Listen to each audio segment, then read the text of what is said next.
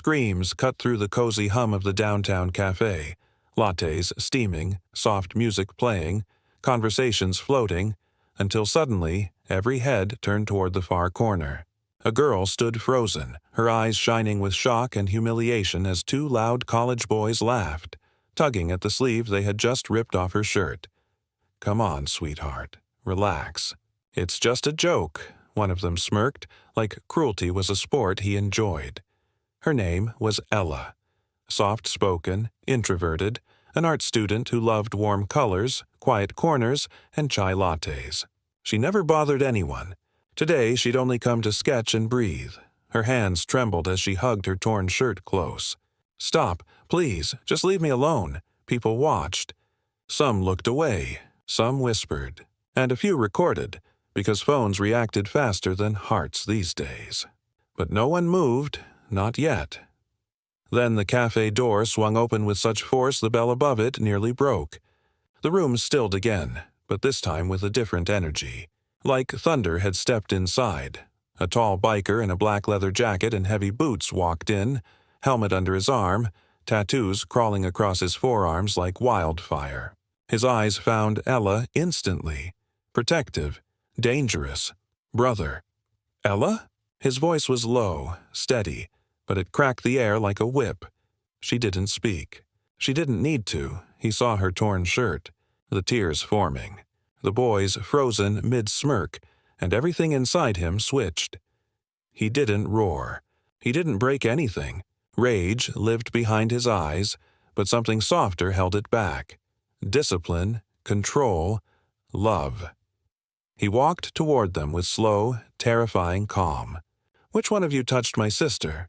No one breathed. The taller boy tried to joke it off. "Hey man, chill. We were just—" Before he could finish, the biker stepped closer, inches away, voice ice cold. "If I ever see either of you near her again, you won't be laughing. Understand?" No shouting. No threats beyond the truth that lived in his tone. The boys nodded. Fast. Cowards without an audience. They scampered out.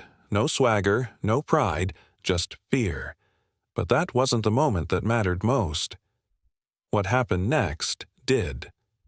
Ella's brother took off his leather jacket, heavy, warm, worn with years of storms and miles, and wrapped it gently around her shoulders.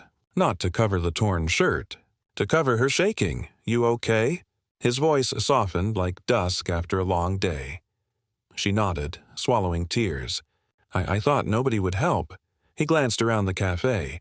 People stared at their cups, ashamed. A few finally approached, too late but sincere now. One woman offered her sweater. A barista apologized for not stepping in sooner. A man closed his laptop and said quietly, "I should have stood up. I'm sorry." And slowly the room shifted, from silent witnesses to human beings again. Ella looked at them surprised. Hurt didn't vanish, but something else appeared. Recognition that even delayed empathy matters. Her brother squeezed her shoulders. "Not everyone is cruel," he said softly. "Sometimes people just forget they're supposed to be brave." And then the twist no one expected. The biker walked back to the counter, reached into his bag and placed a stack of sketchbooks there. "Ella left these in my bike when she grabbed her latte." He looked at her. "You still want to draw?" She hesitated, then nodded. Stronger this time. "Yeah, I do." The barista hurried over. "Your drinks are on the house today. Both of you." Another customer brought a cardigan. Someone else sat a little closer, not to invade, but to silently say, "We're here now." Ella opened her sketchbook, hand steadier than before. Pencil meeting paper like nothing could silence her again. Her brother sat beside her, not saying a word, just guarding her peace.